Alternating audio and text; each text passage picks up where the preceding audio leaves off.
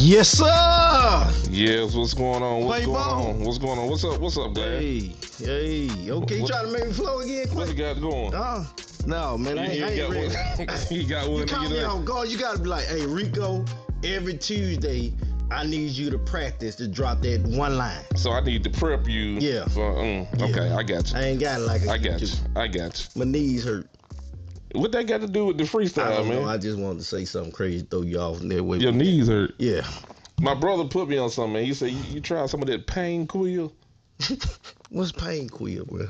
It's pretty much like liquid Tylenol, I think. You heard of night? They got NyQuil. They got NyQuil, Dayquil. They even came out with ZQuil. Now they got Painquil, man. He said it works, man. I can't. So I want you to try some Painquil for your knees, man. I can't, man. I don't know if you supposed to ingest it or rub it on. I don't know. What you got for me, bro? You know what else was painful? What's that? When I try to say this. Welcome back. Yes, sir. To the Unbreakable Glass Podcast. Yes, This is your host that do the most. This Quavo, man. You need a little dancer human. This is where you tune in every Wednesday. Glass. Yes, sir, man. This is your boy Rico Glass, man. You know me. I like to keep it real cause life is too short to be playing around with that thing. But collectively, us together, we are an unstoppable duo, and we've never met a immovable object. I worked on my words for that one, Quay. Worked on my words. Practice. Yeah, I practice on that. I got to work on the freestyle next week, brother. I'm working on the freestyle next week, man. Yes, sir.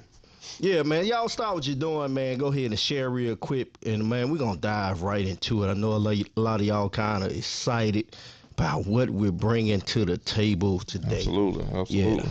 So, without further ado, man, we're not going to keep y'all waiting, but we're going to have some fun today. I'm going to bring to the camera today, all right? Now, this gentleman is near and dear to me. I met him probably almost about a good 8 years ago, and we connected. Yeah, talk about it. And when we connected, the bond was very genuine. So what I mean by that, we can have conversation that the typical man-to-man conversation you can't have. Gotcha. And still have respect for each other. That's good. Regardless of how we feel, we've learned to respect each other's opinion without belittling the next person. Absolutely. And you know one thing, that's what we're all about. All right. And look, I'm gonna stop all the talking. I'm gonna bring them to the stage, man. Y'all put your hands together and y'all welcome Coach Jeff Terrell. Yeah. Yes, sir. Welcome, Cole. What you say, Cole? Thank you. Man, Coach got the coach voice. You hear it? Yeah. I got some questions for him. You got some questions? Yeah, he got the coach voice. Yeah, I got some questions. Well, for him. before you get to him, Coach, why don't you tell us a little bit about who you are, like the schools you coach and whatnot, just to familiarize yourself with the crowd. Yeah, I think it would be good before we dive in. I spent 36 years coaching football in Mississippi, over 25 years in the Mississippi Community College League, a time at Scuba, Hines Community College, finished as the head coach at Itawamba Community College. I think it's important to realize, and the listener know as we start diving into some of these topics, kind of the background. Okay, I was a football coach. There was no portal, no NIL. Oh, yeah. Come on now. Yeah, come on. And in the Community College League, there really wasn't money passing around. We didn't have that. So I think that's important. To get the very best players to compete for a championship, we would had the ability to sign some really great players that played in the NFL. In fact, it's been 15 years, and we still had a player left. Believe it or not, his name is flying. It'll come to me in a minute. But played for the Philadelphia Eagles in the Super Bowl this last year. Okay. Darius Slay. Yeah, Big play. Big play. Slay. He played for you, Coach? He did. Oh, wow. Yeah. And that's some of the reason I got some of the gray hair. Yes, sir. Hey, big play Slay if you watching, man. Right, yeah, somebody said it too. I can tell some big play Slay stories. But yeah. What you want to get across, though, is we had a lot of players that came from great families. We had a lot of players that came from one-parent families. But normally the great players that we got from out of state, they were young men that could sign with Alabama, Georgia, the best, but couldn't get in school. Well, what you learn quick when a guy is short academically and can't get that done, there's other factors in his life that have caused it to be that way. So that's just kind of the background with that I had to deal with some difficult guys and bring them maybe not as far on the field athletically, but being able to help develop some additional character and integrity and work ethic, and some of them had never had any structure in their life. That makes sense. That's good, Coach. That's good. That's really good. I really like what he said about, there's a situation with these players that goes deeper than what you see on the surface. I like that. And you could be short, and not just in height. You can be short academically. That's what we see it now. They only say it. But look, we're gonna go ahead and get started, man. We're gonna start our first category is walking into the unknown. So when you talk about the structure, we talk about the situation you came into, and you being a coach for 36 years. First of all, that's impressive. It is extremely impressive. I couldn't do it for 36 months. Probably more impressive for my wife and kids. Yeah, there you go. Yeah. So would it be safe to say that majority of, like, say, the team that you coach with, majority African American? Yes. Okay. Probably 7 out of every 10. 7 out of 10. 7 out of 10 African American. So when you began coaching, right, head coach, and you walk into the room and you see 7 out of the 10 of the individuals here are African American, what are some of the thoughts that kind of went through your mind when you seen your team? Well, no surprise, because by the time I became a head coach in the community college league, I'd spent a lot of years as a assistant and a defensive coordinator and recruiting on the road. I think what helped prepare me besides that was being a player also, and playing on a team with a makeup bout like that. I shared a locker room. I had good friends that were African American, so that kind of helped prepare you and you get a better idea of the differences. And it makes sense. That's good. Okay.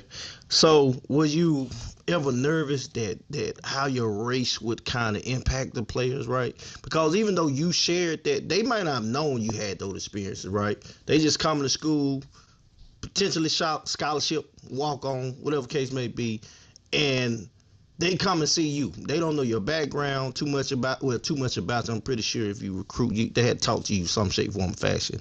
Did it kind of make you nervous on what type of impact you can have on those players?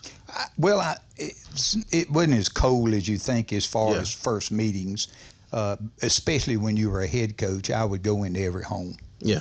And that's just really valuable. Okay. And I can tell y'all some funny stories about some of these home visits. I think I'd have heard one where one house didn't have a door or something. There's plenty of those. But I heard that. So, you're in the home wherever they are. Yeah. Sometimes some awkward circumstances. A lot of times they're gracious. They want to feed you. And so, sometimes you've got some, like in New Orleans now, that eating that jambalaya wings, it was pretty tough to get down. It was hot.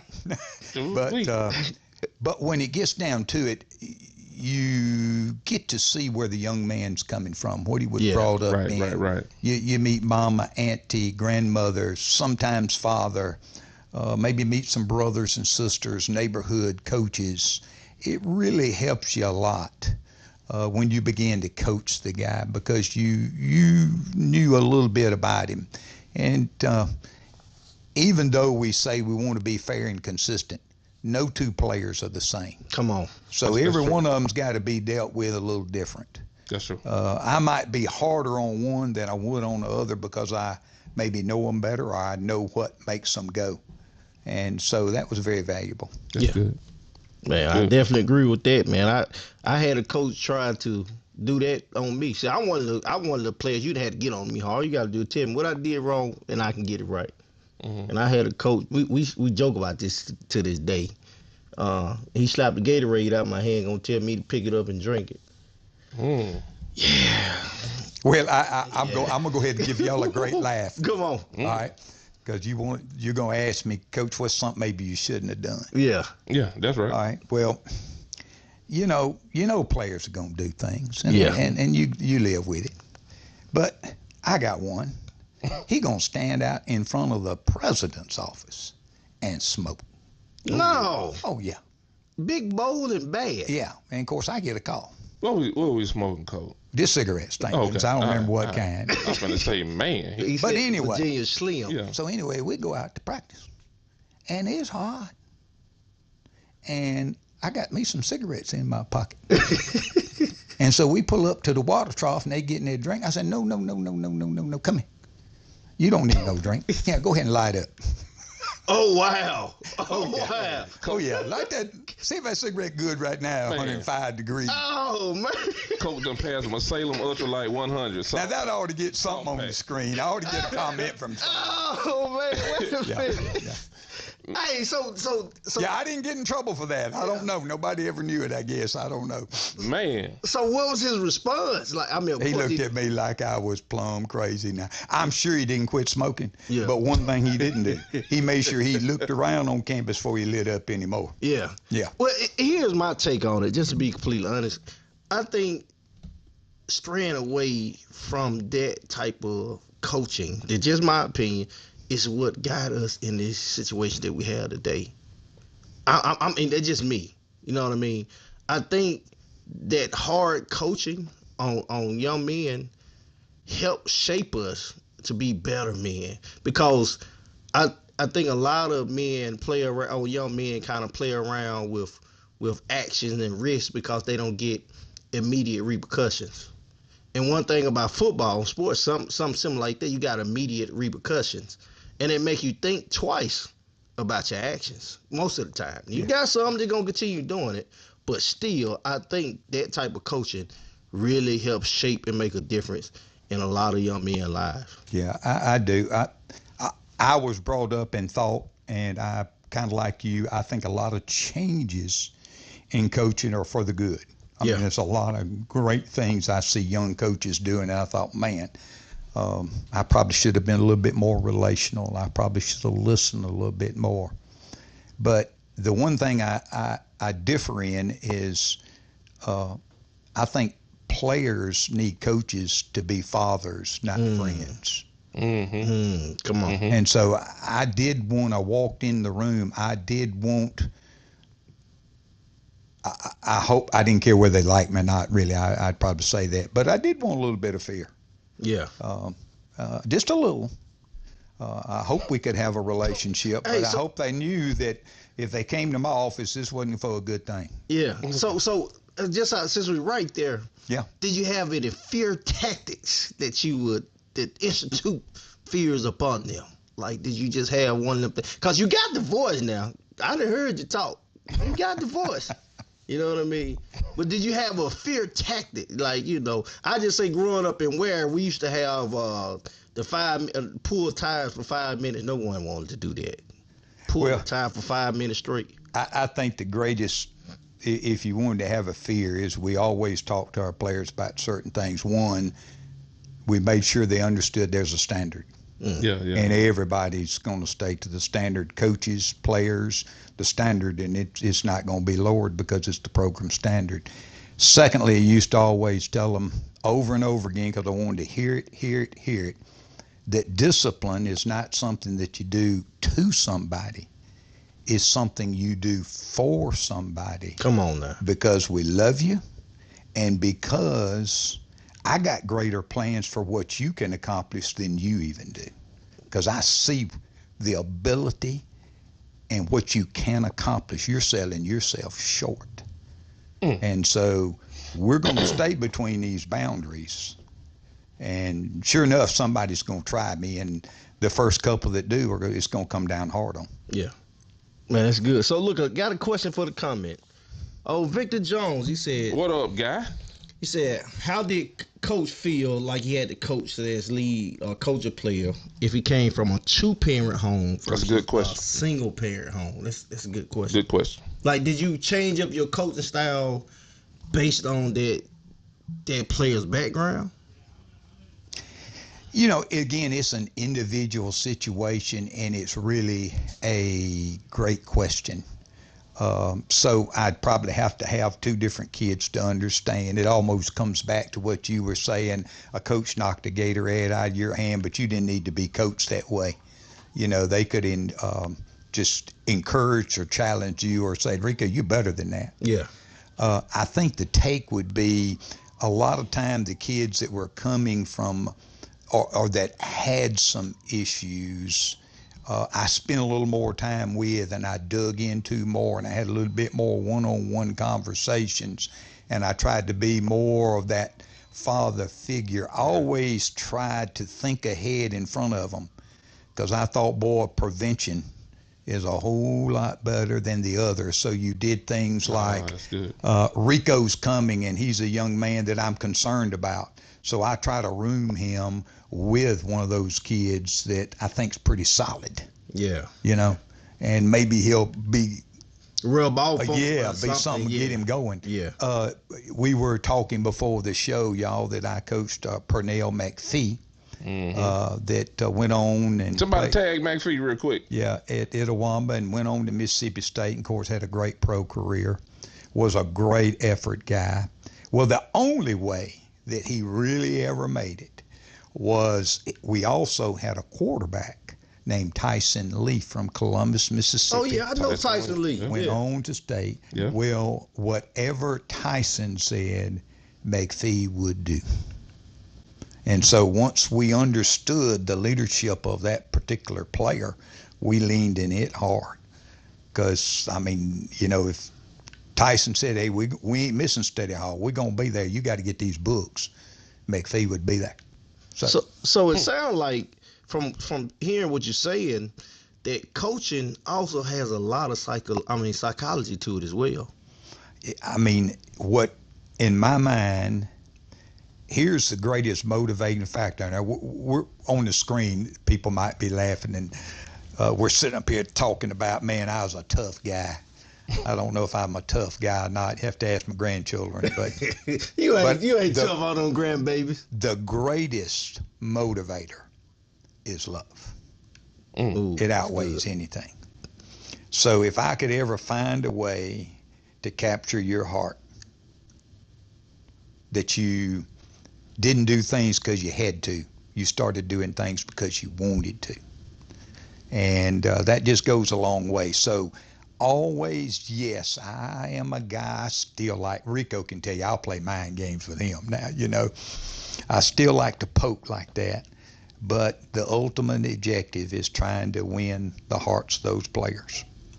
And some of them got some pretty callous hearts, and some are a lot easier to reach. Mm-hmm. Okay. So Coach, you say you were a defensive coordinator and went on to be a head coach, and so I want to kind of pick your brain on some of the methodologies, your mindset as far as preparing for the next team. You know, what was your attack on their preparation for the next game or the next team? Well, you know, in coaching and players, coaches, I think people need to understand the moment that clock is over with at the game that you played, you've shaken hands, you hadn't even gotten off the field, and your mind is immediately thinking of the next challenge.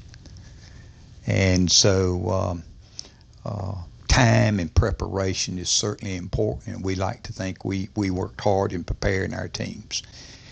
Defensively, these are things we believed in. One, we were going to play fast. We wanted to be physical, and we wanted to play smart.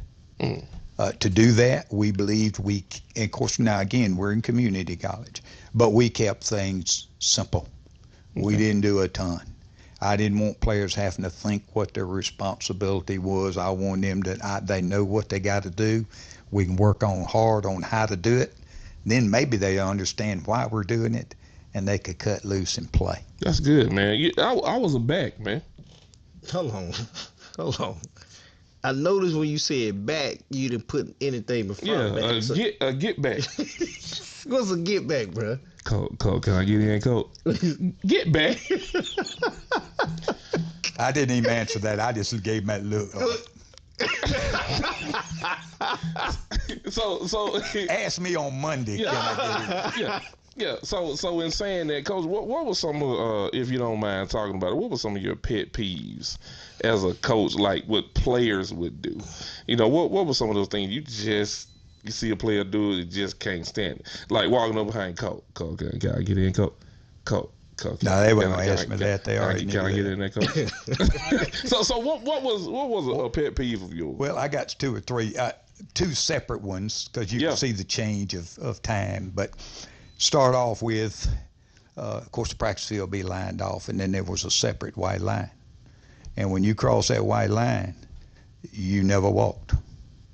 I love it. I love it. Now, Yeah. we had a sideline, so Yeah. if you were in and then you came out, you ran to the sideline, you got off the sideline, take your helmet, get your drink. You can walk up and down the sideline, but once you step inside that line, now the pet peeve was when they blow that horn and we change stations. Can you imagine them big old linemen waddling down there? You know, they just barely moved, but they calling it a run. So I'd run down there and run with them, you know. Oh. I think the biggest pet peeve that I had to fight through is in the middle of my later years of my coaching, all of a sudden here came the cell phone. So before I really understood what that animal was, we come in the locker room at halftime. I don't know if we was winning or losing. And all of a sudden I look up and I got a player on his cell phone. Well, I don't know that I responded real good that time. Yeah. I ain't gonna remember what I did, but it probably wasn't real good. But we came up with some cell phone rules. Yeah. For that. We get ready to travel. I'd have a coach with a bag when they came to the door. Drop it in there. They dropped it in there. We would let them check them when we stopped for pregame, and we'd take them back up. You know, you call your mama, check on her, make sure she's going to arrive and stuff like that. But yeah, we had tried to get a hold of some of that, and of course they wasn't computers in your hand back then. Yeah, So. it was just straight text message playing Snake on the phone. Yeah. Or something. Yeah, they had to hit the number 7 4 times to get the letter S. Right. Stop it, man. Go ahead, Glad. Man, no, man, you kind of hitting kind of everything that I even had lined up, man. I'm sorry, man. No, you good. So you're talking about that. Are there any sacrifices you probably made that none of the coaches knew? The players knew that you made. Well, I don't think players really ever understand the time that a coach puts in, especially, high school coaches today, but especially in college. When you're in season, and it's probably even worse now, there was not a day off. If you played on Saturday, even in JUCO, we did a radio show right after the game. We took a few minutes to visit, go see family, and we're back at the office, checking on injuries, on and on it goes. You're back up in the morning, you're back in the film room, players report for a jog and a lift and a film review with them. And so it's just never stopping. And I think the biggest sacrifice is, of course, that cost a lot of time away from family, away from kids, and there's a lot of things I did miss. Yeah. So in doing that, like you had to obviously build a player trust in that, right? And likewise with you learning to trust them. So when you finally got to that point, let me make sure I word it right. And when you're doing all those type of things, and you have a player who takes that for granted, right? You're making these sacrifices. And you got time away from family and whatnot. When you reached a point to where it was a mutual respect, what did that look like? Well, I'm going to back up on you a little bit. I think the way you begin to do that is in your program, you're consistent. Same message every day. Mm-hmm. It doesn't change. It can't be one thing one day and another thing the other. Mm-mm. It's consistent. Consistent. And you need to be consistent no matter what the current circumstances are. I am just as urgent and passionate on Monday after a win as I'm the same way on Monday if we lose.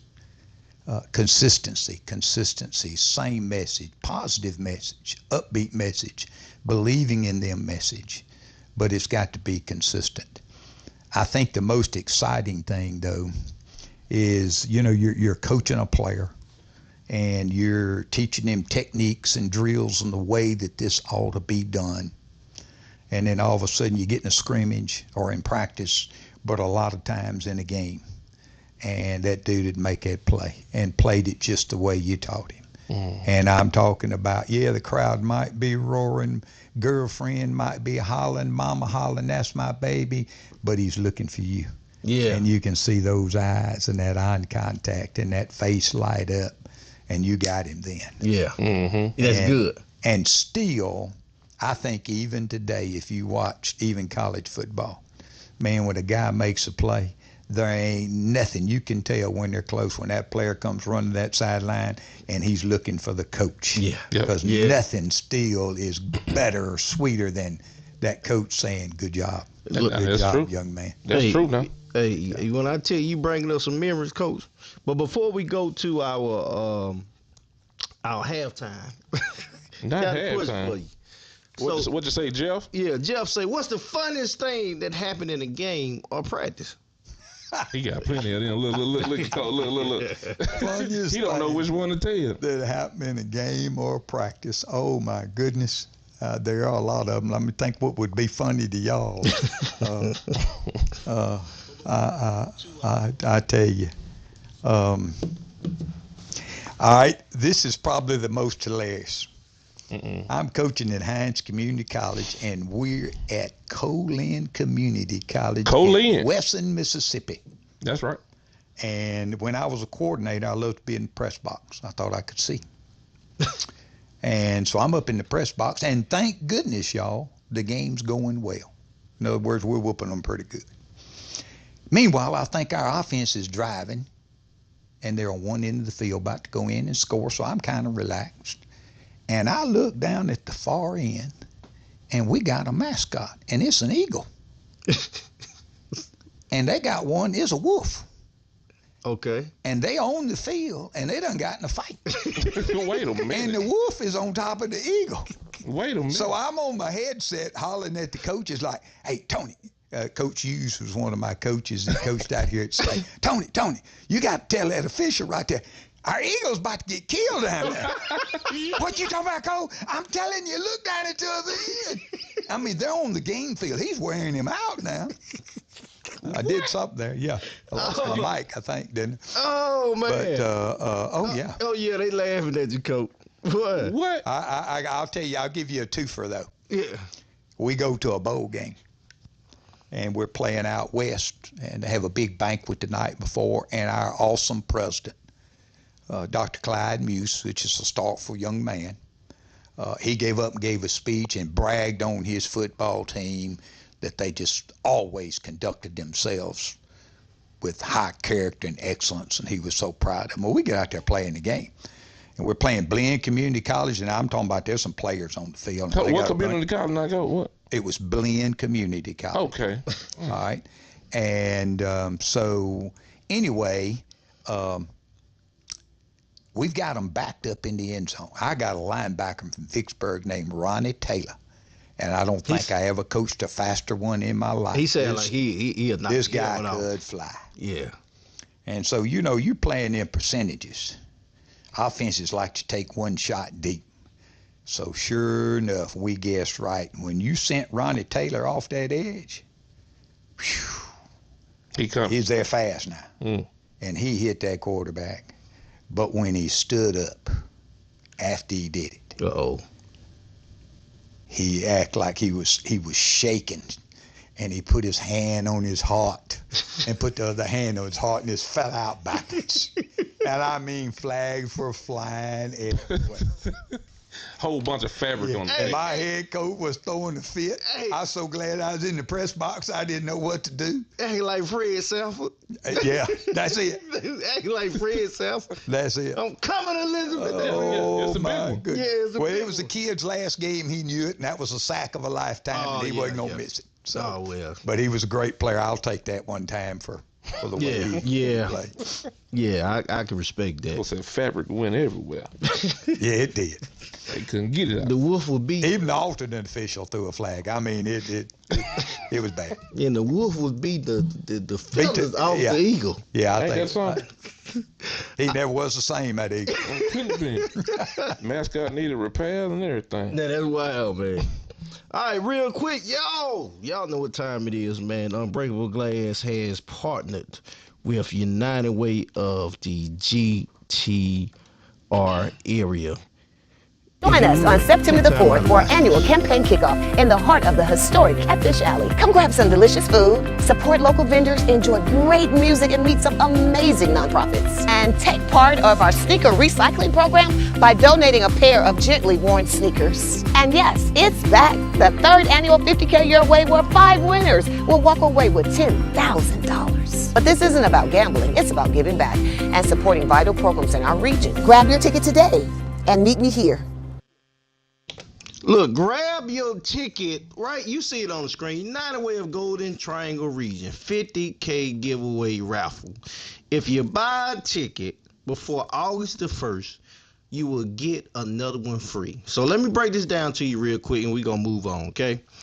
If you buy a ticket, okay, you will enter in a chance to win one of 4 opportunities to win $10,000.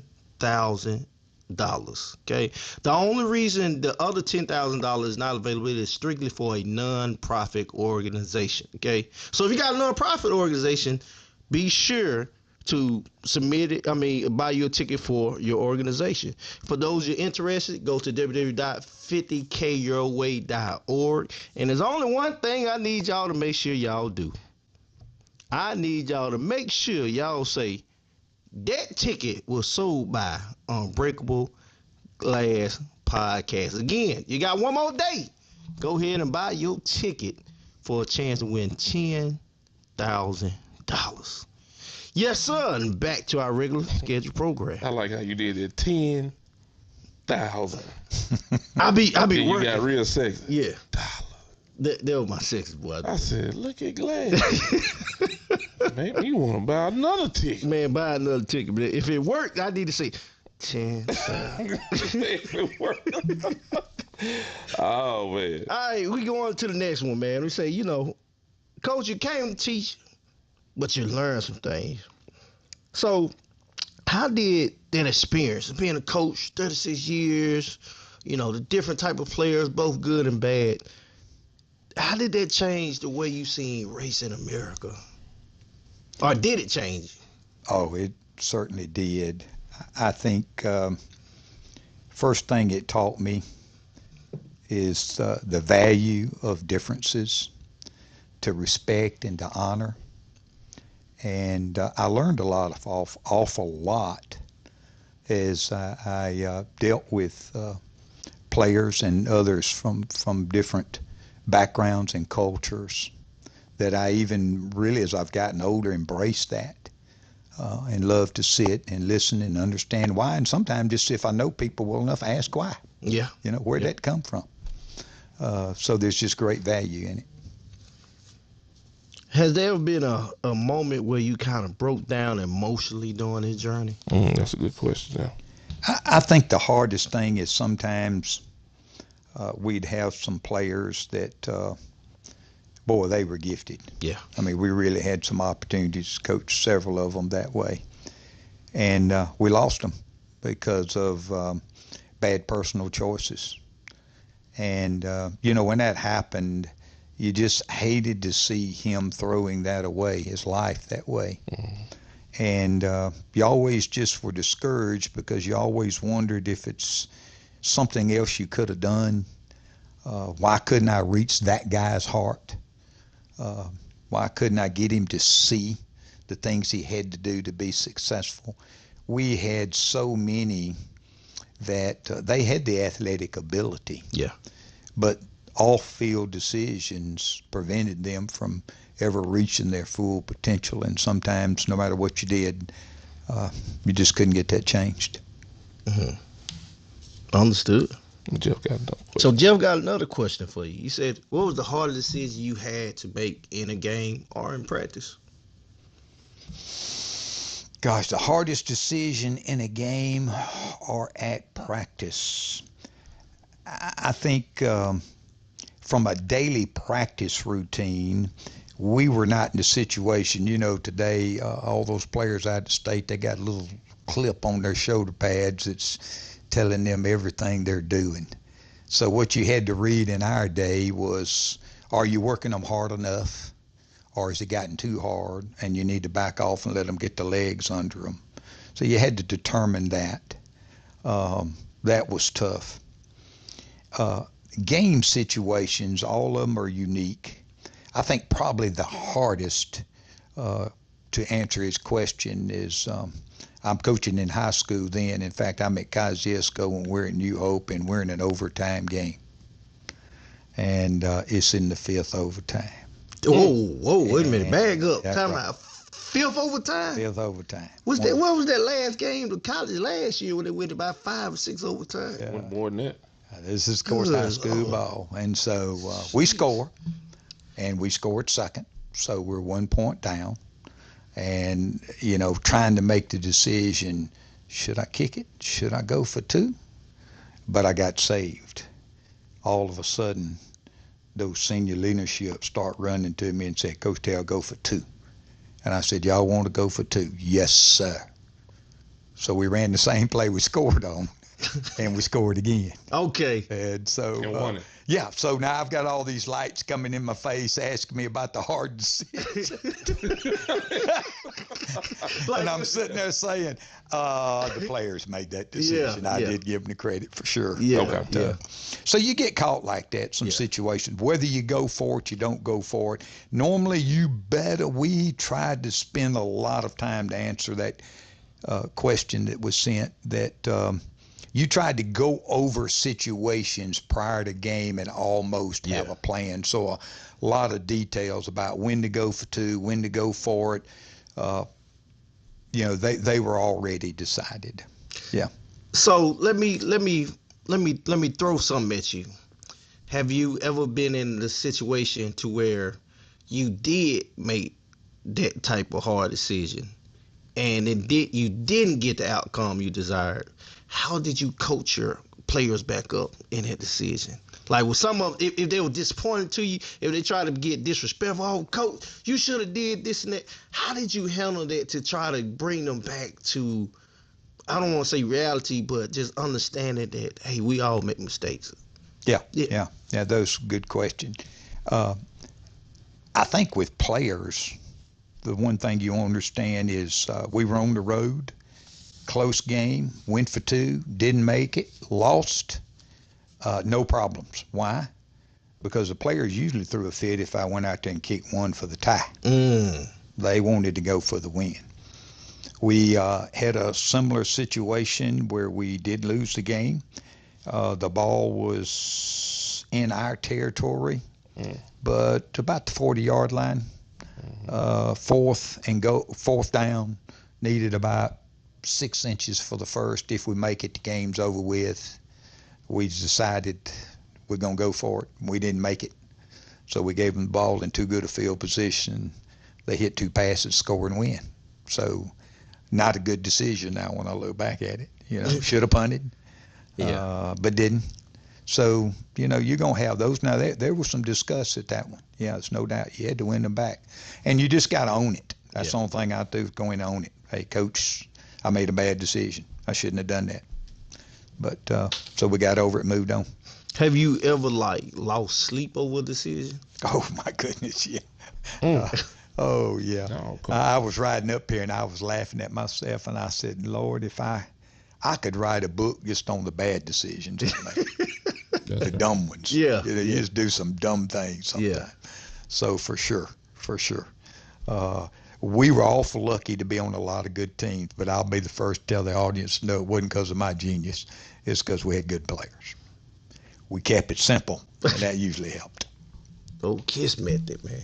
Yeah. That's it. That's it. KISS method. That's it there, man. So I might be jumping ahead Do you think? right now, Glass, with this question, but you know me, man. I gotta ask. Go ahead, I brother. forget it. So, Coach, for the young coaches now, or someone looking to get into coaching, what advice would you give them? You know, when I see young coaches today, they have it from a ball situation of learning the game because of technology today. I mean, you can find out about anything and get information. In my day, you didn't. I mean, you literally had to get in the car and drive and go get a coach down and teach you. So they come in a lot with a lot of knowledge. But I think what's missing is all young coaches getting started is, man, they got to have a work ethic because they want their players to have a work ethic and be willing to do any task. You know, when I was a young coach, we did everything. So, I mean, I've cleaned locker rooms, I've washed clothes, I've painted fields, I have cut fields, I have dug underground water systems to put in, painted helmets, you name it, a work ethic that no job is too small. But I think when you do those things like that, it just helps prepare you and appreciate when you get in a position like later in coaching. I didn't have to touch a field. I didn't have to cut a grass. I had a video guy that set me up every day with my film. I had a field that was manicured, all ready to go. I just had to coach. You just appreciate it an awful lot. Okay. All right. So, Coach, one more question for me real quick. When we ask these questions, most of the time we're talking about the coach's relationship with the players. Coach, it's more than just the players. You have a staff. Mm-hmm. Has there been a time, whether a good situation or a bad situation, talk about a situation that kind of stands out with interaction with your coaching staff, not the players. Where it been a, you know what, I'm sick of this guy right here, coach. What are you doing? Or flip side of that, that's a good coach right there. Hip. What you got? What's sticking out? What's sticking out to you, coach? Oh, you just, in a high tense pressure situation, emotions, tempers, it's all gonna come down because you're out there competing. So I just laugh at that because I think it made me thick-skinned. One of my first jobs when I was at Scuba, and I don't mind calling the name because I love him and he was good to me, was a guy named Randall Bradbury. Was an awesome quarterback, played for Bull Sullivan, was one of his last, the great Bull Sullivan. Y'all are probably too young to know who that is. But anyway, I was young, I'd played for him. So, we were playing Northwest Community College, and they were a whole lot better than we were. And so we played him in Scuba, so he normally let me coach, but he come in there and he said, and he drew up his defense, run this. Yes, sir. So we go out there and we start running it, and it's working. And so I decided, okay, we got them third and long. I'm going to go back to my base defense. And by the time that quarterback goes flying by me and down the sideline. See how he looked at it? Yeah. That Coach Bradbury said words I didn't even know what they meant. So every game, I got a good tongue lashing almost every game. That mean he was stringing them together, Glad. That mean he was putting them down, man. He was Pick 'em up, put 'em down. picking them up. Yes, sir. Yes, sir. But we've had situations with, and I won't call names here, but I had a coaching at one of our locations. I look up and the secretary comes to me and says, Coach, you better go in there and talk to Coach so-and-so. And I said, what's up? Oh, he's quitting. He was done got mad. He's packing up his boxes and getting all this stuff. I had to go in and close the door and calm him down. And so all that worked out quite well. But You know, you're going to have some personality conflicts. You usually going to have, especially in springtime, defense against offense, you know. Yeah. You're going to have some of those things go on like that. But all in all, if you're going to be the kind of team that you want to be, you got to have unity within your players, and you got to have unity within your coaches. And so even though there are going to be some rough patches, in the end, we all want the same thing, and we usually keep working and be professional about what we're doing. Yeah, well, definitely. So before we go over to our headlines and hot topics, the last question I got for you: have you ever had any former players come back and tell you what you meant to them, That's good. coaching, the things that you did? Well, I tell you, those are the real trophies. They beat the rings, they beat the championships, because I had the opportunity to be on several championship teams, and I'm just fortunate to have been a small part of those. But they don't compare to something like that. So I think the greatest joy, one of the last ones was I had a linebacker named Rainey Davis from Houma, Louisiana. Rainey Davis. Rainey Davis, and he kept me in hot water, and I hope he is listening, because I did send it to him. But anyway, the head coach would stay mad at me and him all the time, but the guy could play. And he had a lot of fun. He had a big smile on his face. Wasn't as disciplined, Rainey. You wasn't as disciplined as I He meant that. He looked right at you. Yeah, he had a lot of fun. So anyway, just connected through social media. Next thing you know, the phone rings, and we just have one of those heart-to-heart conversations. And to his credit, he was awful gracious. But I tell you, in the end, even when I hung up the phone, it was my joy and my blessing to be able to coach him and hundreds of others. I wouldn't trade it for the world, because you're right, both of you. The game of football and those players and all I got to go through, I learned a lot more, and it gave me a lot more than I ever could give them. Yeah, that's awesome. That's awesome. That's good stuff, man. Well, we're going to switch gears real quick, do for the sake of time, man. It's time for the version of headlines and hype. The real, the ridiculous. What's the other word, Quay? I can't see it. The viral. Okay, there it is. All right, gotcha. All right, man. I'm so tickled right now, man. Play ball. So we got coaching here, man. So what we're talking about in headlines and hype, we try to keep it sports related, all right? So this happened, I don't know, a couple weeks back. Teddy Bridgewater was a coach at Miami Northwestern, okay? He had been suspended, man. I'm not going to read that whole thing, but coach has been suspended for basically spending his own money out of his own pocket, all right, to help that program, help that team. Coach is laughing, and you know I'm going to ask you a question here in a second. So it'll read a little insert here. It said, the former Pro Bowl quarterback is under scrutiny after spending his own money on team expenses and asking fans for help covering the costs that the school wasn't providing. His expenses included $700 per week for Uber rides, so his players could get around. Maybe that's to and from practice, to and from study hall, whatever. $1,300 weekly for recovery services. So I guess this is some of the injuries and you know, upkeep and that type of stuff, and also $2,200 for pregame meals. Look at Coach. All right, $14,000 out of his pocket for training camp. All right, $9,500 for custom pride sets. So this is gear. This is some swag. Some swag. There you go. Gear, swag. So we're good, Rico, on that. So how, Coach? I'm gonna throw this over, and y'all in the comments. How do you feel about this? The school, I guess they had to do it because there are certain rules and regulations, I guess, for that, Rico, Coach, spending money out of your pocket, but that man just wanted to make sure his team was in the best position that they could possibly be in. Sure. You know, how do you feel about that, Coach? Have you ever had to do something like that? Everywhere I was. Okay. Always had to raise money. So, you know, I'll give you some that are obvious. Well, you want to feed your players. Yeah. You got a pregame meal. You want a postgame meal. You don't send the boys out hungry. They deserve to eat.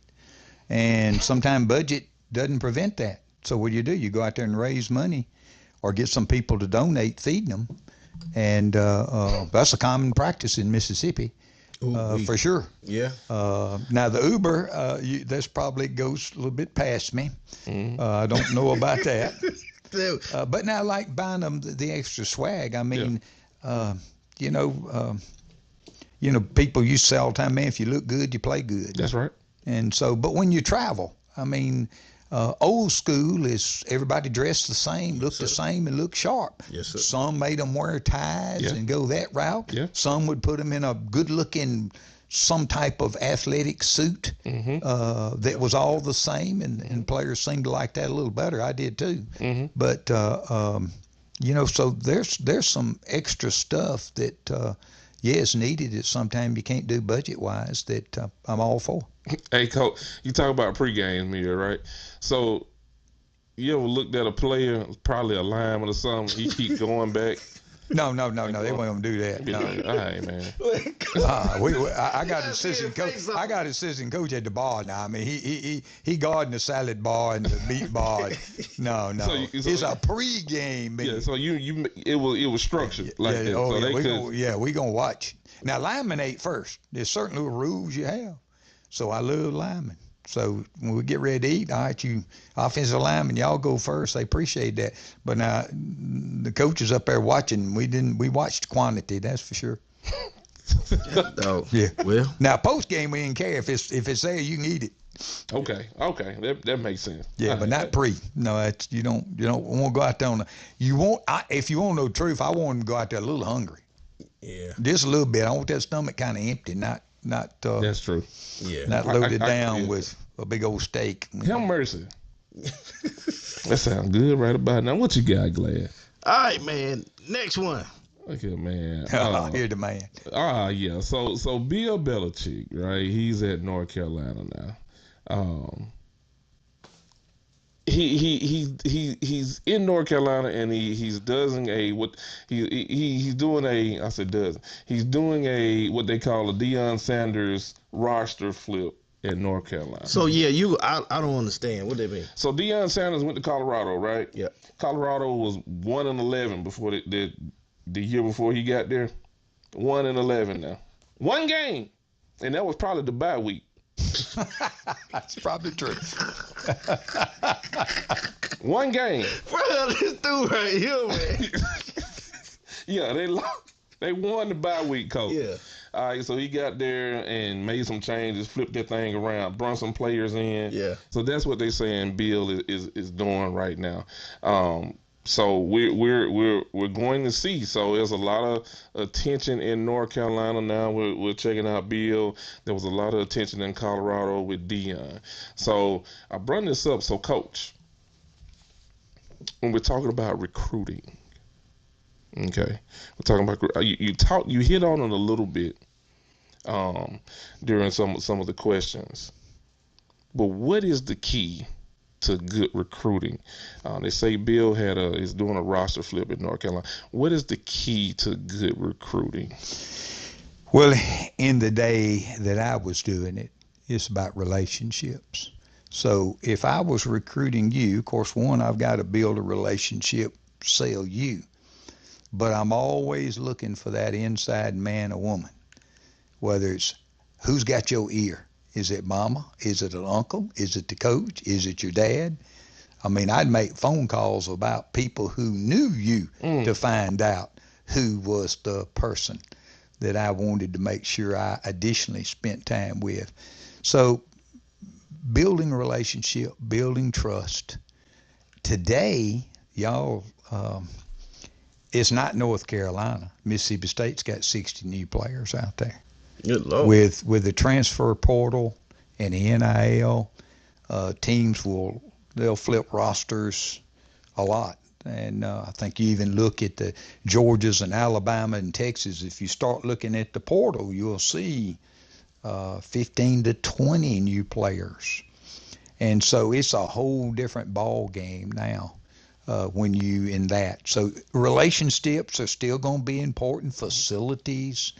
Hopefully relationships, you're able to hold on to a player, but you've got those other aspects that now the player I'm not happy, I can go. And of course, then you've got the NIL part So are they getting what they feel like they're valued? So college football right now to me is a professional game. You said something then. Yeah, so it's Coach, just a different world. So let me ask you while we on this topic. You mentioned some things, NIL and all of the different technologies now, things that were not available or probably wasn't even thought of back when you was coaching 30 plus years ago, right? Correct.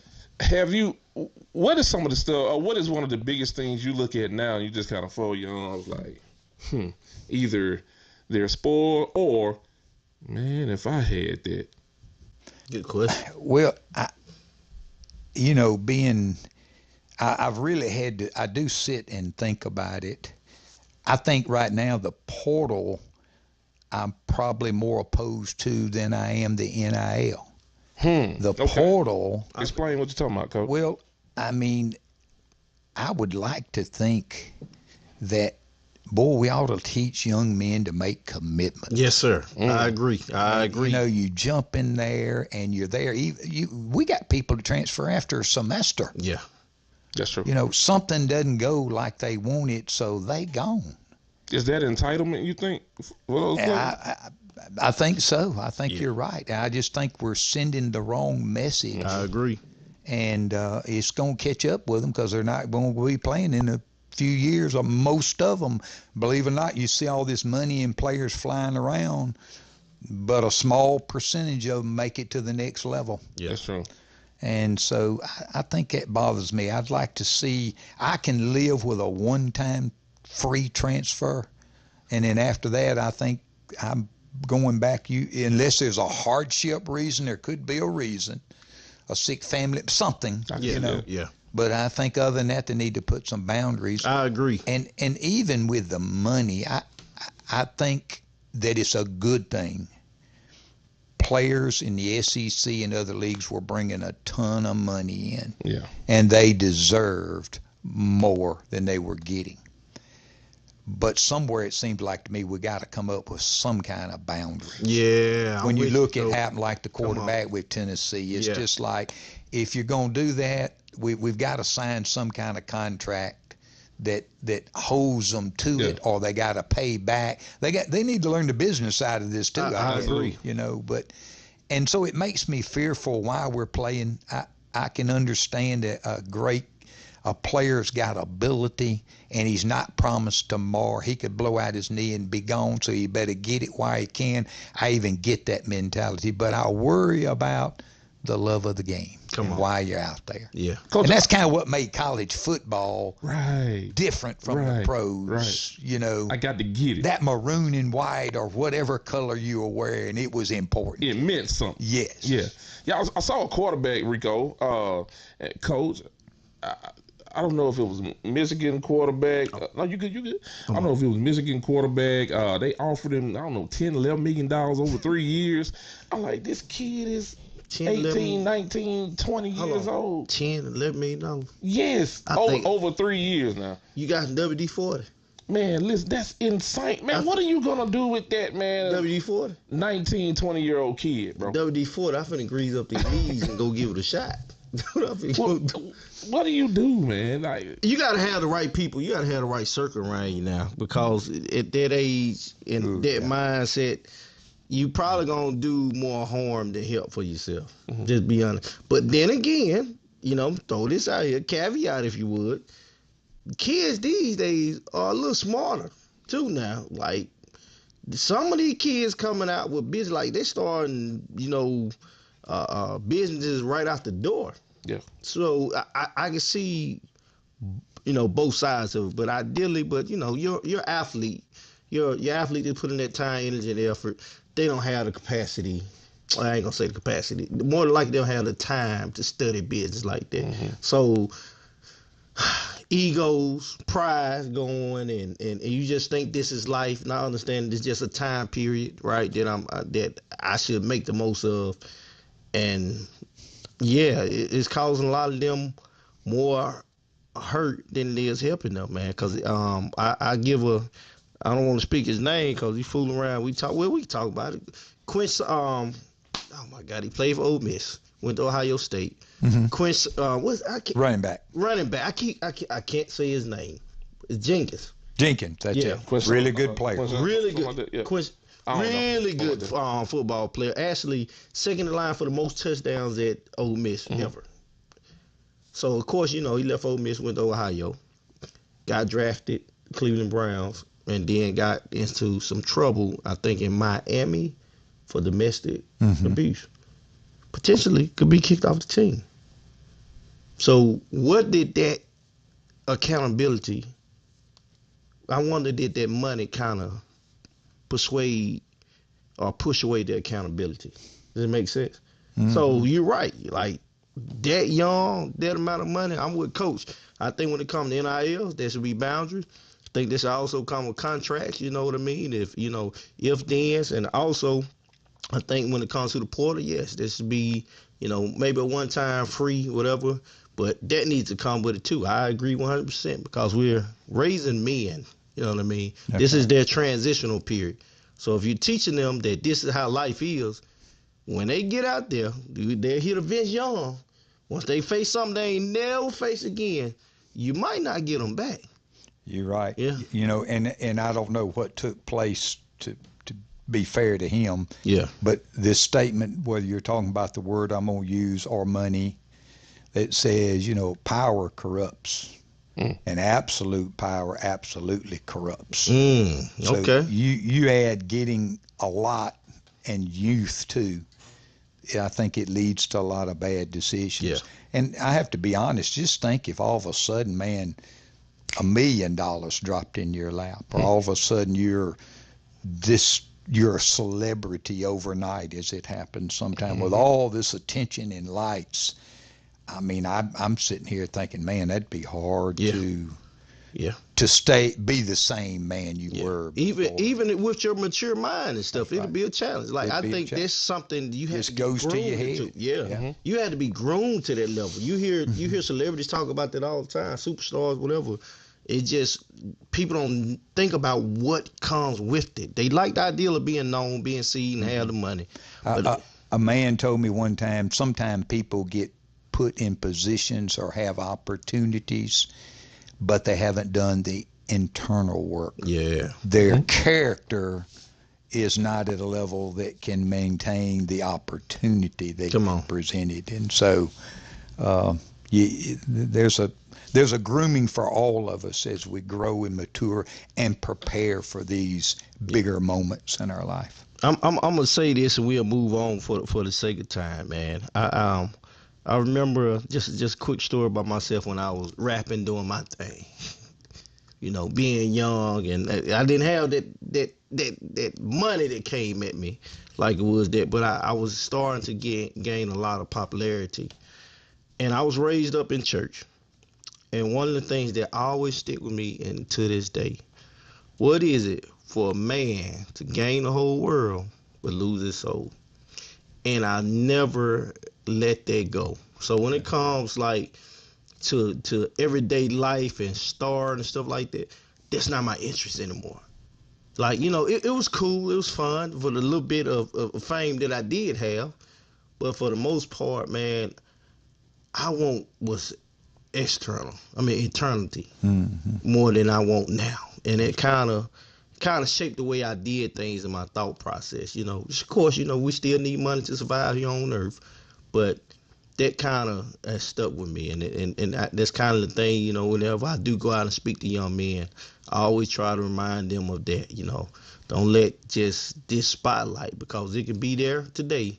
And like you said, you can blow out your knee, and the whole world forgot about you. Senzo came over here and kind of talked about that. How do you face that when it does happen? You go from being on top of the world to the world on top of you. That's right. Very quick. Yes, sir. All right, y'all gonna like this one. I just like the person. All right, man. So I gotta give this guy his flowers, man. Yeah. Kamario. Shout out to Kamario, man. I'm gonna tag you in the ball. Shout out to K1, man. Kamario Taylor. So he's a highly recruited quarterback out of Knoxville County. 4? I even think some sites had him at 5 stars, but I know he's definitely he was a 4-star athlete quarterback from Knoxville County High School, coming to Mississippi State. So there was a lot of talk about K1, Camario, and Blake Shapen, who has been the starting quarterback at Mississippi State. So there were people saying, "Hey, you know what? Blake got one time to mess up, coach, and you need to put old Camario in there. You need to put old Camario in there." And so Camario makes a post. I'm not gonna read it here, but basically he's saying, "Hey, y'all, Blake is that guy. All right." Blake pretty much is took me under his wing. He's a good guy. He's an awesome athlete. He's a great quarterback. I'm learning a lot from Blake. Matter of fact, I hear what y'all are saying, crowd, audience, people. I'm not ready right now. Blake is the one that needs to be out there, not me. Do you know how much that took to say? Great maturity. You know what I'm saying? You feel me? So I see your wheels turning, Glass. I'm gonna come to you. So Coach, my question to you is this situation with Camario, with moving himself out the way, being humble, saying, "Hey, you know what? I'm new. I'm the freshman. I need to learn." That guy's an awesome athlete on and off the field. You know what I'm saying? So he needs to be the one to be out there. So my question to you, Coach, is have you seen something like this? And part two of this question is, does that help that athlete get on the field? Yes, I've seen it. Mm-hmm. And I'll tell you that story. But to answer your question, I think our young man from Oxby is going to be a great one. Yeah. Yes, sir. But hearing that story, Yes, sir. oh, I really think he's going to be a great one, because I think part of greatness is humility, knowing that you've got to learn to be coachable, to become the best you can ever be. But probably that happened to us at Itawamba. We had two quarterbacks that came in, and the name that will be known to maybe some of the listeners, he's the head coach at Shandon High School right now, was a guy named Ken Tops. I know Ken. And Ken transferred to us from Mississippi State, and all he wanted to do was play, because at State they just kept different positions every week. And so we're out there competing, and I wish I could say Ken just came in and win the job, but he didn't. And so the old guy was alternating quarterbacks, and Ken was just humble. But we just wasn't getting it done. And the difference then is, he was just always for the other kid, Coach, I'll go play wide out and catch it for him. I mean, he just was that way. But when it was obvious, and I just made the call, Ken, you the man. Of course, he lit up and he went on, and I think we had a losing record, and Ken brought us back and took us to the playoffs and upset the number 9 team in the country that year to get in. And but just because of the way Ken handled himself, didn't make an issue out of it. It made it so much easier for me as a coach to say, he's the leader I need behind that. He just needs playing time, and he's going to come through, and he did. I know Ken Talks very well. Played flag football with him. You know how hard it was to get that flag out there, man. Did he make weird noises when you tried to tackle him? Man, listen. Tickled, man. Fast? Jeez. Oh, I got to tell y'all one quick story if I don't rob your time. All right. We're playing in the Delta. Ken is the quarterback. He comes sprinting around the side right time, sticks his foot in the ground, and makes a defender miss. When he did, he went, "Ark!" And all the players went crazy on the sideline. So I'm looking around there, what is that? Coach, you didn't know he did that? No, he does that all the time out there. And that's the true story now. You'll have to check him down. Oh, yeah. That's pretty funny there, man. That's funny, man. Matter of fact, let me tag Ken Talk. You better tag him. Yeah, tag him here, man. Right now. Oh, Caleb said he's a humble young man. Yes, sir. Yeah. He was and is. Absolutely. Okay. That's it for me, Glad. Now, hold on. One more before you get into something, Glad. And I thought about something. I wrote it down. And I'm sorry about the time, good, Glad, bro. but I really want to ask Coach this question or for a statement on this. Coach, I want you to tell parents, young players out there, what does it mean or what they need to do when Coach is not looking? Oh, that's good. Well, Let me see if I get your question right. 'Cause it's one thing to do stuff in front of coach on the field. That's right. But are there things, and I'm pretty sure people come back to you and say, Coach, you know what? I seen that old Tom over here. He was, man. So what do they need to focus on when they think they're not in the spotlight? Well, this old saying we used to say our players, I said, true character is what a man does when nobody's looking. Right. So we used to talk to them a lot about, hey, if I'm watching you and I'm watching you do your reps and your work, but when my back's turned, I'm coaching another. If you're going to ever be the player you want to be, you got to have the self-motivation to continue to work hard. If you want to be the player and become the young man you want to do, you got to make good decisions on the field, but you got to make good decisions off the field. Come on. You got to conduct yourselves in the right way. You can't go where you want to go and go do what everybody else is doing too. You got to be careful who you're running with, what places you go, because you're a target. And there's certain sacrifices to becoming what you want to be is great, and to be that great college football player or basketball player or professional player. Well, those that made it, it just didn't happen. They were gifted, but they worked hard. A lot of them made great decisions, and they guarded what they did and where they were. Seen too many throw it away. All right. Miss Taylor said, you making her want to get on the field. To parents, Yeah. I think it's great when parents are involved in their children in their athletics. But parents would come to me and I'd say, Rico, go be a dad. Go sit in the stands and cheer for them, because we're going to coach them. Ooh, that's good. They need to hear that. They need to hear that. They need to hear that. That's Yes, good. sir. And it's just the truth. When my kids were playing, I cheered, but actually I'm as you can tell, a personality and a loud person. But when I was at a game watching mine, I just sat and watched. I didn't do a lot of cheering. I'd cheer for them a little bit. But no, you just parents need to be in a position where they can support. Parents need to understand. Ken said, What's up, Ken? Ken Tops, Yeah. He said, my bad. He said, well, I think he meant my ball coach. my bad coach is what he said. But I tell you, to finish on the parents is, I think what we miss, one of the greatest teaching tools that sports brings to our young people today is when you compete in sports, you're going to fail.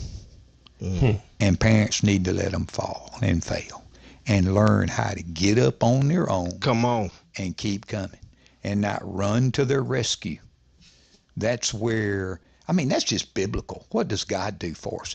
He puts us in trials and situations to help us persevere and mature and grow. And that's the way anything's made, is tested by fire. And that's one of the greatest things that athletics does in our country today. I think it's the only reason our country is still standing with all that we see, is what athletics brings in that competition. And it could be so much better if parents would be parents and let their children go out and compete. And when they fall and they fail, be there to support them and encourage them. Yes, do everything you can there, but let them get up and go find their own way. And I think that's one of the greatest things it does. When you don't say anything else after that, you don't. That was I looked around for some pads. You ready to go get on the Ready to field? suit up. Right? I told you, Coach got it, man. Yeah. I told you, Coach got it. He thought I was playing it. I told you, Coach got it, man. Ken Tops popped in. I never forget. We're playing at home. There was a guy wide open, and Ken missed the pass. And so I'm throwing the fit. Now, because I'm breaking my road, Ken just looked at me laughing. He said, I got it, Coach. I got it, Coach. Call it again. Call it again. Sure enough, put it right on him. Yeah. Okay then, Pastor Coach. Pastor Coach. Yeah, that's a good Talk one. that talk. Yeah, Pastor Hey, Coach. It was a word though. Yeah, For real. Hey, Pastor Coach. Ken, go back, rewind this, man. You got to go back and see what Coach said about you, man. Yeah. Ken, do that. Yeah, most Pastor definitely, Coach. man. That's a good one. That's a good one. Good stuff, man. Well, man, unfortunately, man, we're running out of time. But oh my God, man, go ahead. I feel rejuvenated. Yeah, man. I want to go hit the gym. Come on, Yeah, man. go hit the gym. The D said that's deep, Coach. Yeah, Good stuff, man. Okay. Yeah, Coach. Yeah, I think, matter of fact, I think we probably need to bring you on and have an episode on the relationship between coaching and parents and how Hey, we that's go a about good it. one. We need to talk about it. Like seriously, We need because to talk I about think some of the what you just had can make a world of difference in today's world, and they need to hear that. Like you say, you coming from a place of not only experience, but you're talking with authority and you're speaking biblical principles, which we need to begin to implement in daily lives to create a better world for this youth. Amen. Yes, sir. Yes, sir. Quavo! And one more time for Coach, man. Yes, sir. One more We'll time bring for him back Coach. on the screen, man. Yeah, y'all showing some love in the comments, man. Showing some love one time. Absolutely, really appreciate you coming on, Coach. Yes, sir. Yes, sir. Yes, indeed. Glad. Yes, sir. Man, where my music at, man? I was ready to start jigging hit that little skirt. I really skate.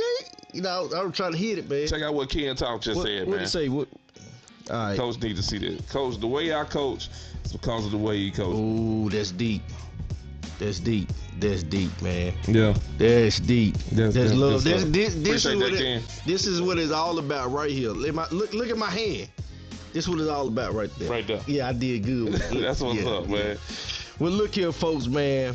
We appreciate y'all coming and visiting us today on Unbreakable Glass Podcast. I know, I ain't gonna say I hope, but I know y'all got something that you can put in your pocket and chew on later on.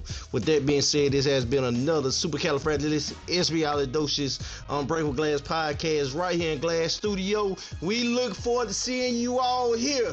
Same place, same time next week on Unbreakable Glass Podcast. And with that being said, good people, I messed up the time because I was too busy trying to focus on that. But I'm buying time now. Guess what? We out! I got it.